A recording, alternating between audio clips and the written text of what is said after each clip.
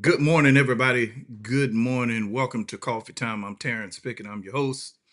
It's been a little minute since we had this time together, and I've got a lot I want to say. We're talking this morning about loyalty. We're talking about loyalty. I see a lot of stuff. Social media. I'm privy to a lot of different rooms. Been privy to be in a few circles because of my career. Um, being a brother, preacher, pastor, and a friend, it has exposed me to just a lot of different things that I believe is ugly. And I don't believe that I don't believe it should be the way that it is. So I want to start out first of all thanking everybody that's on. If you own, say something so I know you're here. I want to welcome everybody in from our various platforms, YouTube, all the other platforms, Facebook. And thank you for joining me. Thank you for joining me this morning. So we're talking about um, loyalty, and I actually took the time to do put a little outline together because I think it's important. I think it's important that even in taking the time to tune in this morning, I want you to leave with something to either confirm what you know, maybe help shed light to what you know, um, empower you, but I want you to leave with something. So, good morning, everybody. First and foremost, um, I want to talk about what loyalty is. It's loyalty is being faithful. Loyalty is allegiance. Loyalty is a steadfast commitment to something or someone, and it is reflected in how you treat them and those attached to them. We're gonna talk about that. Loyalty isn't just about presence; it's about protection and alignment.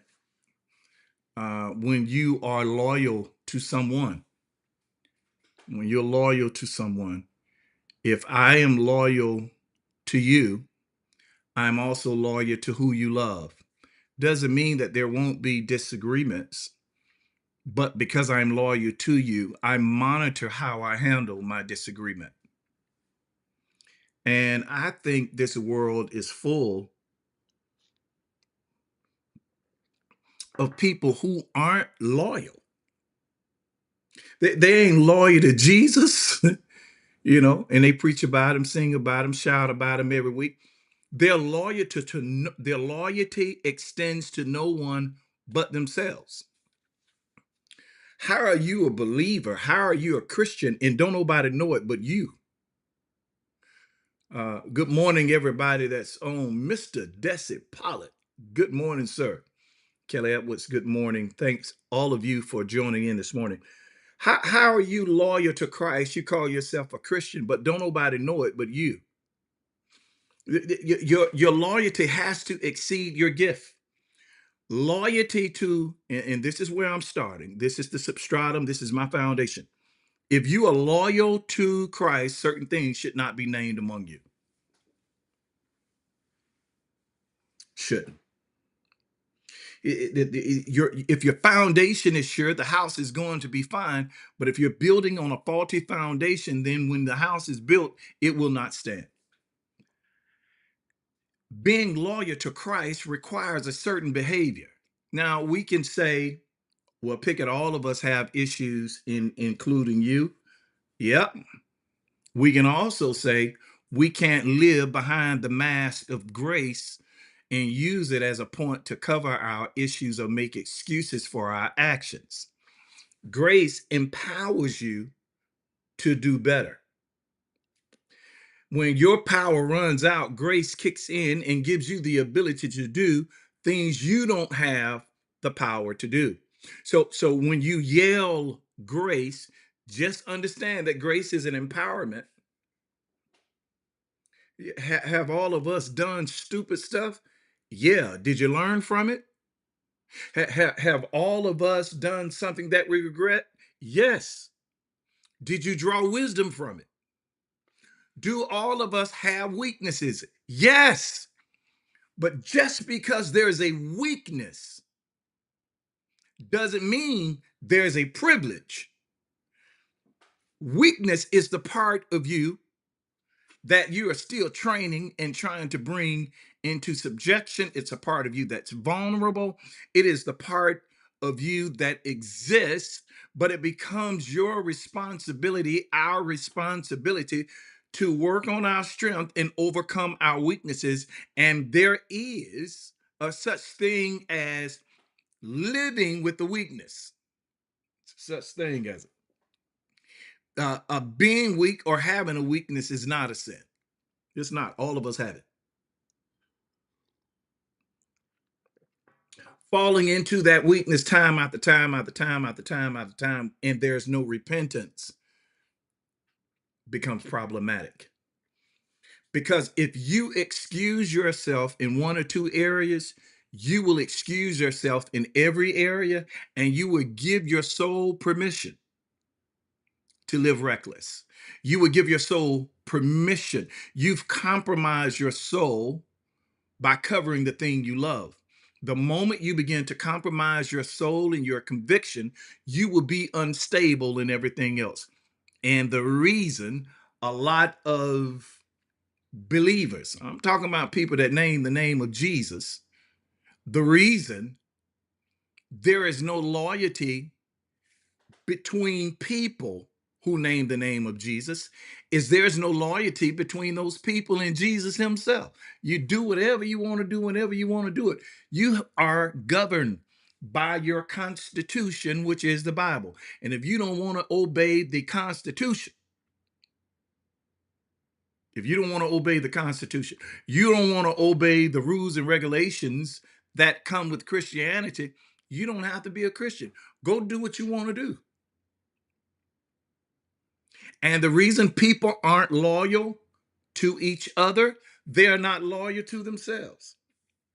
If a man gives himself permission or a woman give themselves permission to be, and that to be is unstable and it is built off of flesh fulfillment, then them giving themselves to be excuses them to become.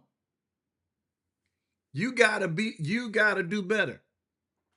And you can't just run the grace because you got a weakness. All of us are weak somewhere. So when a man does not trust himself, he will not trust anybody. When I hear people say, I don't trust people, I don't do people. Yeah, I understand. But is that birth from you not being able to make solid decisions for yourself, not having solid convictions? Convictions causes you to draw a line.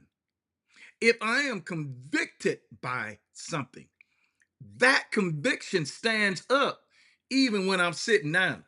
That conviction determines what I'm going to do next. That conviction has to be strongly considered.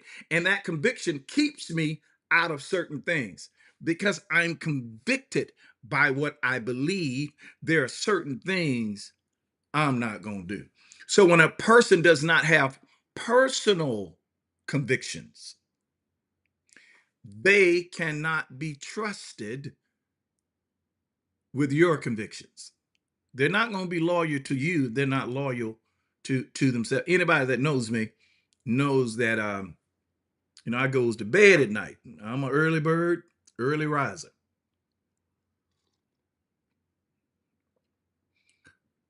So my friends and family, unless it's an emergency, they don't call me after 8:30, 9 o'clock. They already know I'm in the bed. Unless there's an emergency or something they feel like they have to inform me of, they're not calling me.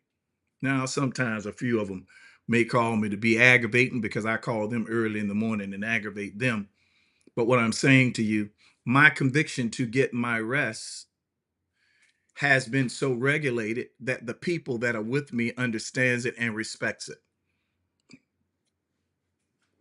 Here's the point I'm making. If the people around you don't know your conviction, you've done a poor job with explaining it. All right. So loyalty is alignment, it's protection. Loyalty is proven not when it's easy, but loyalty is proven when it's tested. All right. You can't love me and dishonor my family and friends. You can't love me and not love the people I love. You can't love me and dishonor my ministry. You can't dishonor my people. You can't dishonor my assignment. Loyalty is not partial, it's comprehensive, and it covers everything that I'm attached to. I think it's strange and weird. I do.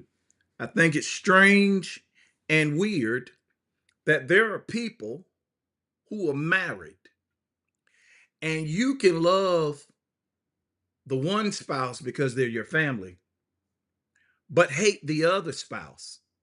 No, if you love whoever your if you love one spouse, you got to love both of them. If I was married and my siblings did not honor my choice of a wife,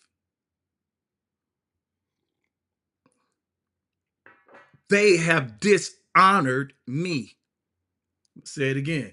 If I was married, my siblings, my family, my friends, oh, Pickett, we love you, but we don't like her. She this, she that. No, no, no, no. You dishonored me because what you're saying is you don't like how I choose, and I'm incompetent in choosing. And because I'm incompetent in choosing, you have some say over me to choose to dislike what I chose. If you don't like my spouse, you don't like me. Okay. Because that's my choice. I don't care how you feel about it. The moment I bring her into the fold, there has to be respect. And loyalty says, because I chose her and you chose me, you choose her. You ain't got to be the best of friends, but you got to respect her. You loyalty is also a protection, meaning you may not like my spouse, but because you're loyal to me, because you're loyal to me, you're loyal to her. And if either of us are not in the room and there's a conversation that breaks out that's to her disadvantage, you will protect her. That's loyalty. This modern day baby spineless jellyfish back generation stand for the wrong thing. We will stand up and protect Cassie in this Diddy case, someone we don't know, and abuse the people we walk with every day. And I'm not saying Cassie shouldn't be defended. I'm not saying that. What I'm saying is that's out your reach. You got somebody right up under your nose that you should be protected, and you're going to omit them to protect someone whose decisions got them in the situation that they're in now. Even though she made a bad decision, that does not give him a right to disrespect her. And I believe the courts are going to find him and something wrong with him. That's all I'm gonna say. That something wrong with him. My decision to do whatever does not mean you have a right to beat me, own me, drug me, dog me. No, you don't. Anyway, people will overlook who's with them to protect someone they don't even know. It's the sick nature of humanity. Sick. Sick nature of humanity. Loyalty includes protection. You can't love me and not love my wife. Here's another thing. You can't love me and not love my friends.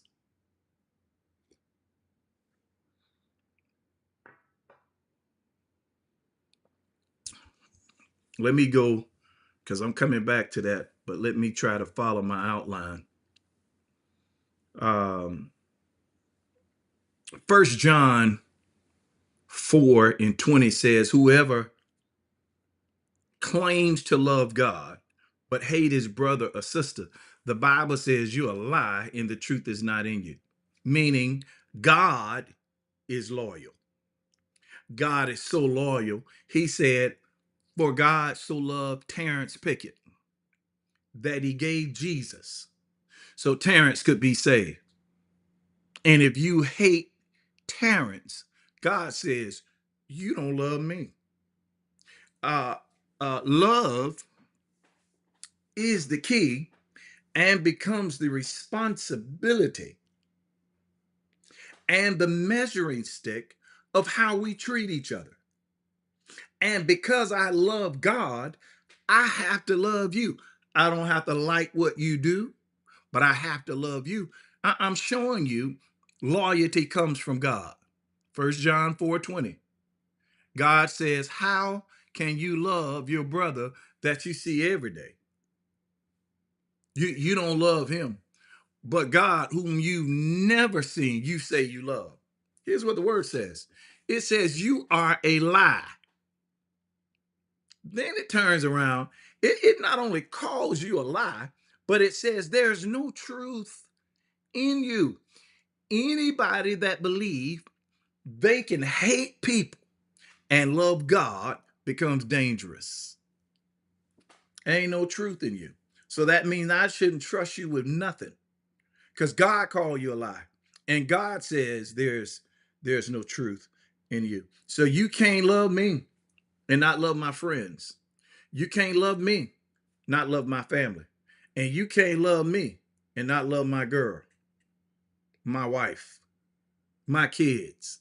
You think I don't care what kind of disagreement you had with my family. I don't care who's right or wrong. At the end of the day, a person can be wrong and that wrong can be dealt with, but it does not stop the love.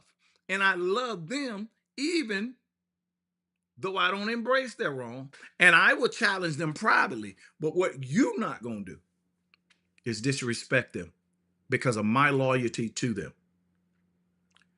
Um,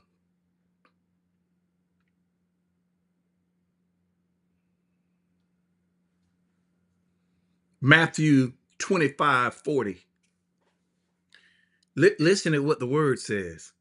Inasmuch as you did to one of the least of these brethren, Jesus said you did it to me. The application here is how you treat me. Jesus saying that's how you treat him. Uh, Loyalty must extend to everything and everyone that I'm connected to. You can't claim a relationship with me and disrespect those closest to me, especially a spouse or person you're in covenant with. I'm gonna tell you, family members, something. Let me. You can't embrace your family and not embrace their spouse.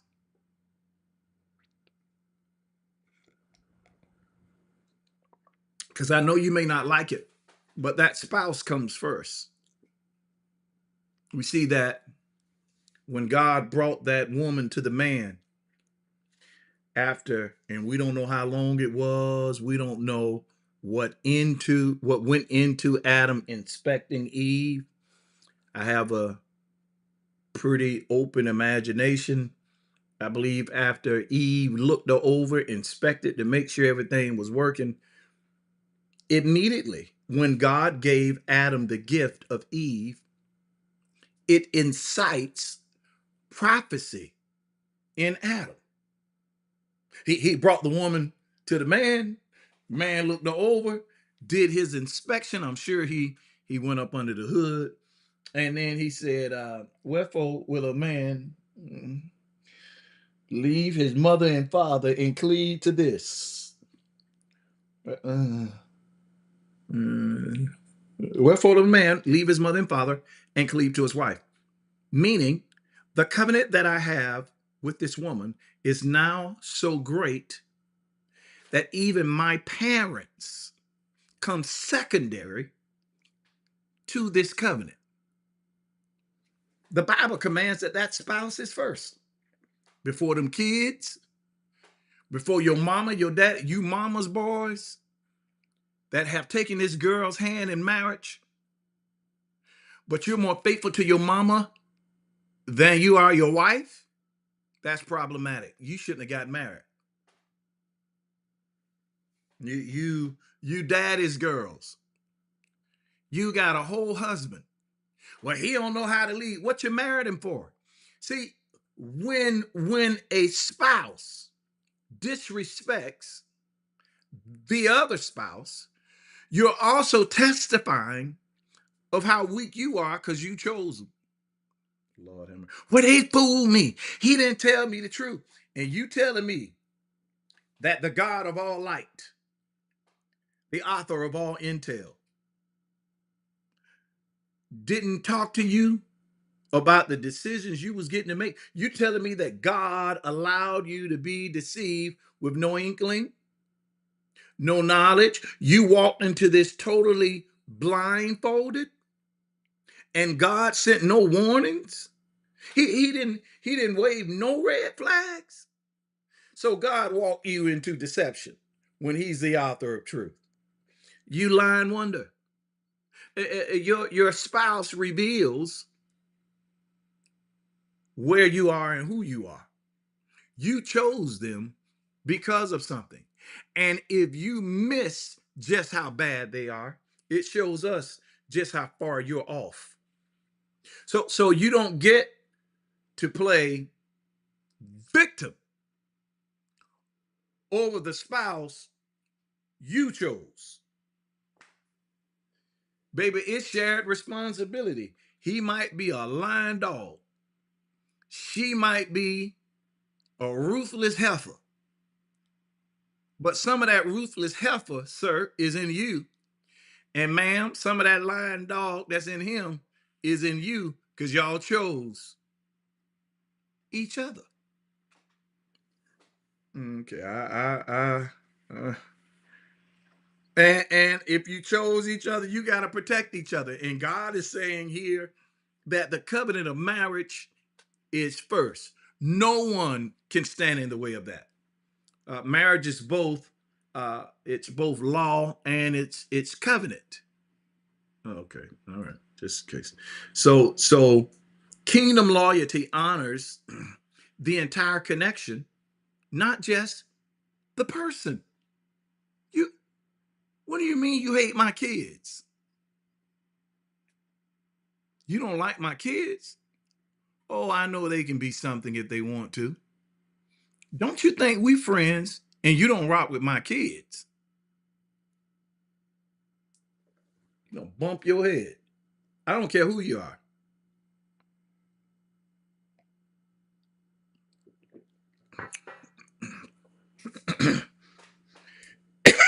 I've had to stop.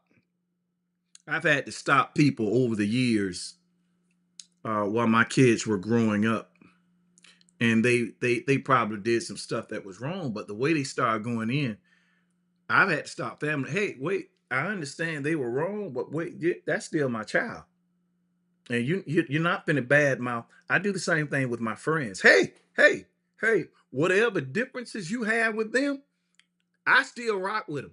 And there are some things I'm not going to allow you to say.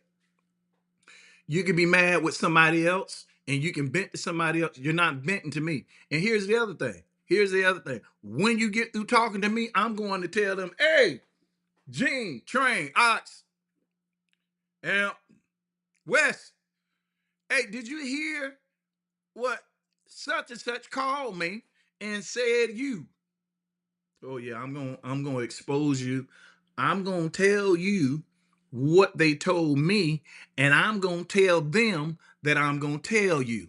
So if you don't want it to get back to them, don't bring it to me. All right. Loyalty is the strength of every team and vision. There has to be loyalty if you're going to make anything work, whether it's a business, whether it's a relationship, there has to be loyalty. Disloyalty doesn't always scream. It's not always obvious that a person is disloyal, because sometimes disloyalty, it whispers, avoids, undermines, distances. This disloyalty can be not being vocal or choosing a side. Let me tell you, the most dangerous thing in the world is gray. You white and you black, we mix them together, it becomes gray. We don't know what you are. If you don't take a stand and choose a side, you taking a stand and chose a side. Let me give you another example. Uh, uh, I Brian Armstrong, what up, bro? Elisa Cody, what's happening? I got a referral from one of my homeboys. I got a referral for one of my homeboys, and the referral came in, and the lady said, she said, well,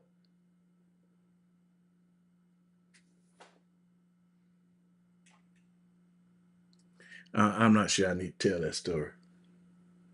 Let me say it this way.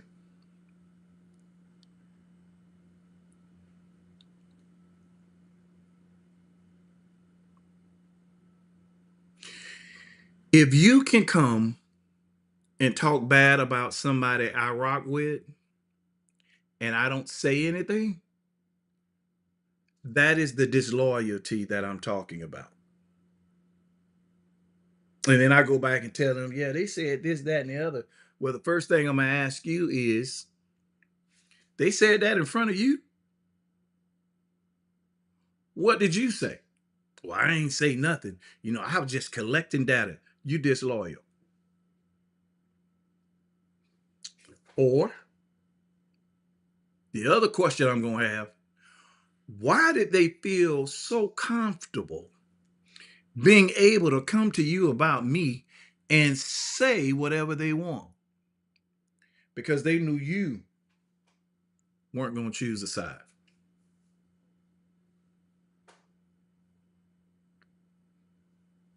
Man, there are people that have come to me about my friends, and they've said the wrong thing.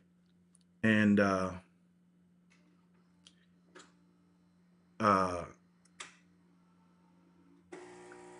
don't know why they thought I wasn't going to say nothing, but I let them have it. Hey, I understand you may feel some kind of way, but I didn't like what you said about my homie, my sister, my brother, my cousin. I don't like the way you said that. I don't like the position you've taken with that. I don't like it.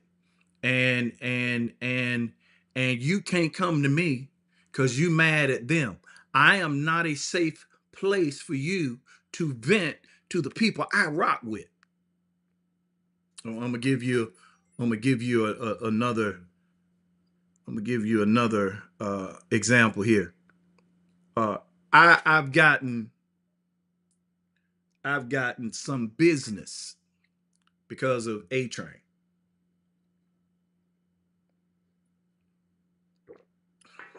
There are people,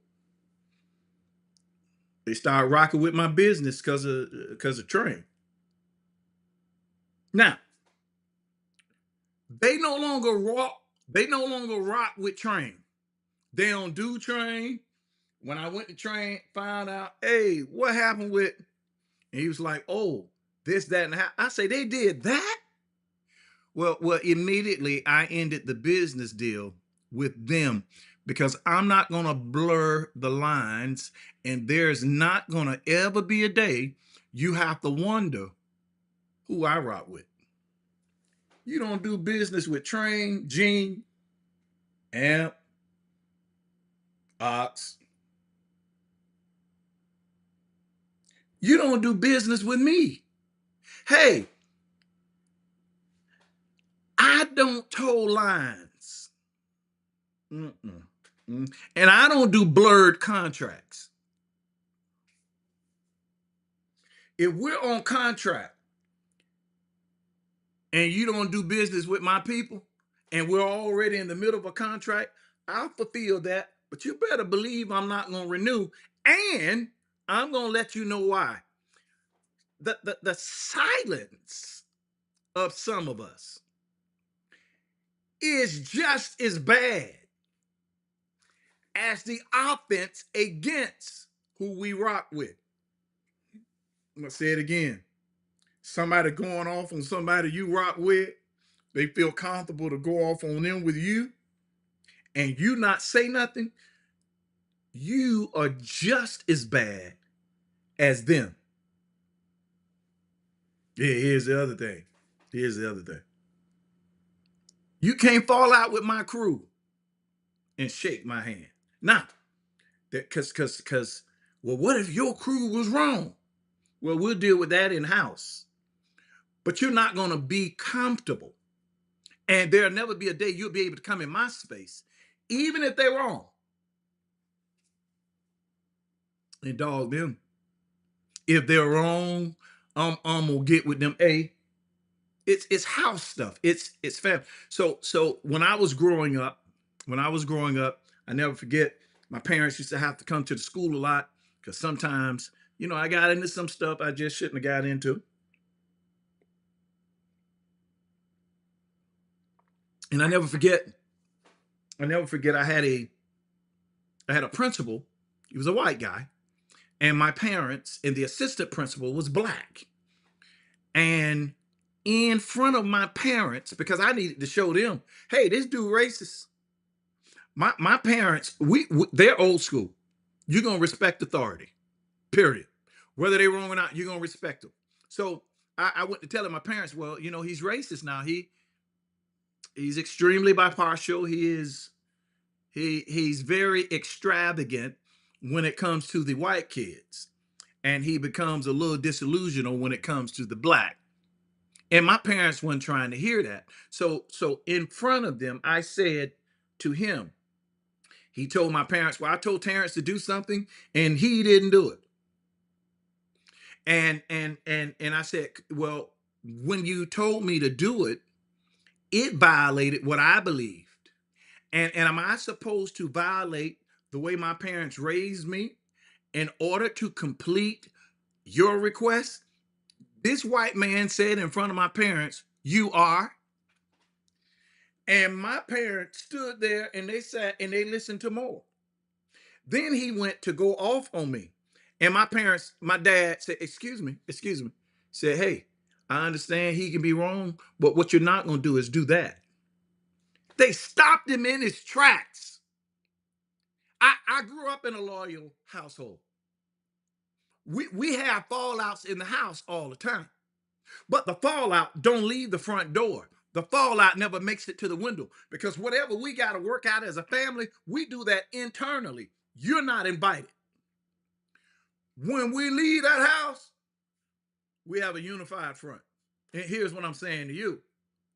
You can't, even if the people I rock with is wrong, even if they're wrong, we'll deal with that. I deal with that in the house. You still can't put your mouth on them. Not in front of me, you can't. Here's the other thing. Here's the other thing. If I meet you, I wrote this yesterday. I met a lot of people through Gene, Train, Ox. Uh, I met you through them, and you no longer rock with them. Take my name off your friend list.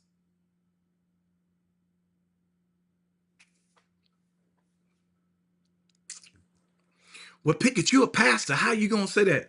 Oh, you can come to church. You can eat the word. I promise you, I'm not gonna treat you different. You come to church. I'm gonna pastor you. I'm gonna love you. But that's spiritual authority. I'm talking about friendships. I'm not friends with members.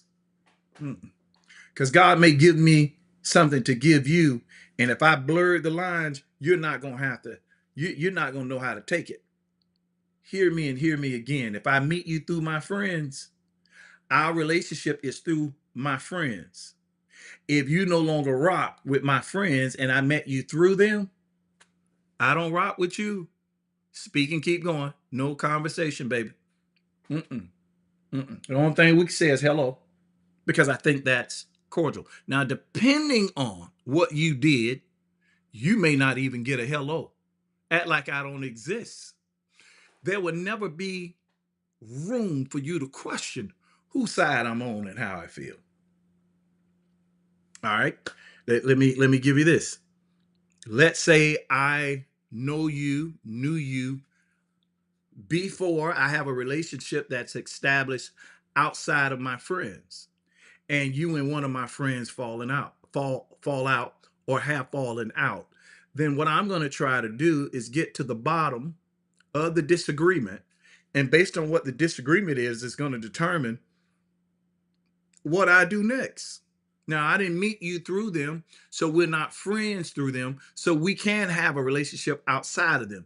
If I think it's something small, something petty, maybe somebody's out of balance here in the way they see it, then we can continue to rock. But if it's valid, you violated, you didn't repent, you didn't apologize, and you sticking to what's wrong, lose my name and number. If you see me, act like you didn't. Don't tell people, yeah, we used to be friends. No, we weren't. Because I'm retracting everything. Uh uh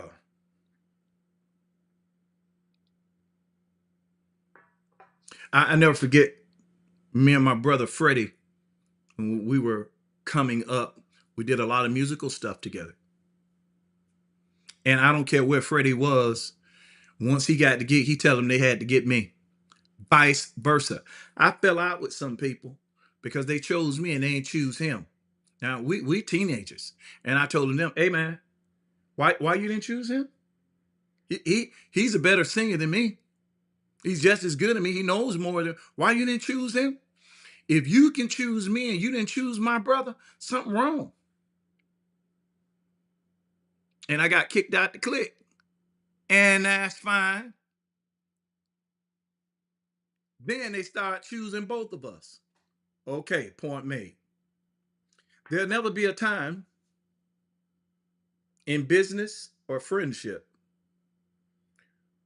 where you're going to have to wonder whose side I'm on, because loyalty draws a line, loyalty has a voice, and loyalty is going to speak to make sure you understand and you're clear just what side it's on. In the book of Ruth, Ruth chapter 1, verse 16 and 17, listen to what it says. It says, thy people shall be my people, and thy God my God. Ruth is saying that I'm so loyal to you, who whatever this God is you serve, I'm a serve, and whoever your people are mine. Ruth teaches us that loyalty is holistic, it's relational, it's spiritual, and it's social. Second Samuel 15:21 says, wherever my Lord the king shall be, surely your servant will be like. His loyalty wasn't based on convenience, it was based on covenant. Loyalty is not based on convenience. Yeah, you can make a lot of money with this deal. I know y'all fell out. I know you fell out with you don't rock with Gene no more, but I gotta feed my family. You ain't loyal. No, you ain't loyal. Or I know you gotta feed your family, but I need this money. You ain't loyal. Because money does not come before covenant. And if you obey principle, you can predict the outcome. If you're truly in covenant, the money gonna come. It may not come through this opportunity, but don't you tie God's hand to a dollar sign. He's got much more. Walk away with pride, dignity, and strength, and tell them. Make sure they know, hey, the way you did, Gene, the way you did Train and Amp was wrong because you did them that way. I can't do business with you. Okay, let me keep going here. Let me give you the signs of disloyalty and then I'll be done. Signs of disloyalty. Silent agreement. You don't start no trouble, but you allow the trouble and the gossip to continue, and you never open your mouth to address it. You disloyal. Here's another sign. Selective support. With you support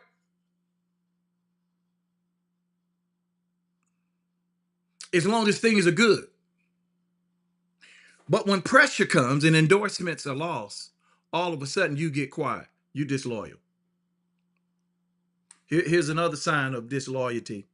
When a person becomes emotionally or physically withdrawn when the person that they're in covenant with is under attack. Now you had so much to say, now you quiet. You're disloyal. Here's another sign of disloyalty.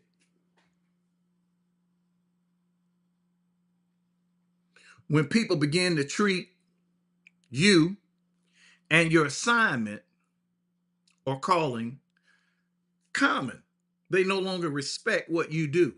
Disloyal. Here's another sign of disloyal. They say they love you, but they despise who you rock with. Disloyal. Loyalty is consistent. And it doesn't matter the season, loyalty becomes a statue that is unchanged.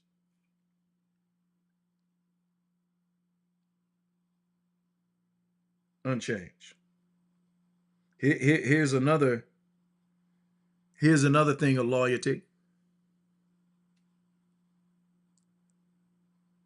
Loyalty says that I know what side you're on because you've been vocal. When people have to worry and they're concerned as to what side you're on because you've been quiet, you're disloyal.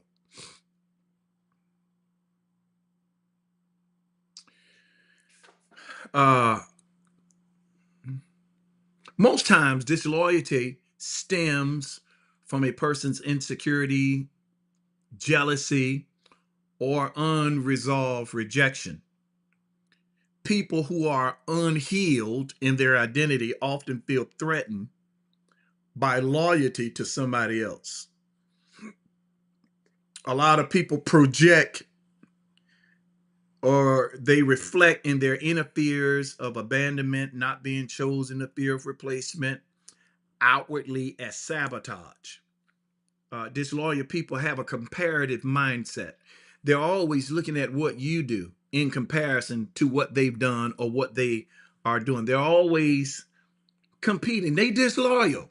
What you competing with me for? It's only one car in my lane, and it's the one I'm driving.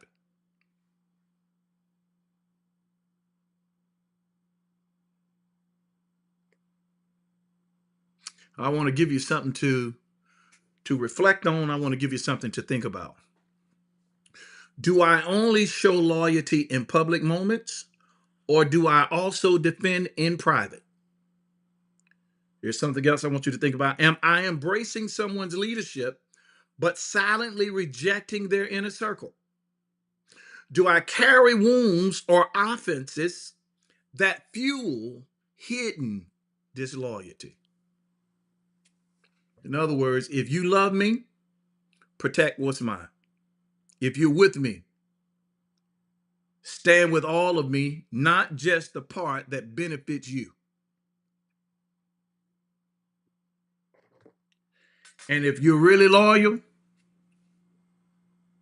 to me, I'm not the only one that should know it.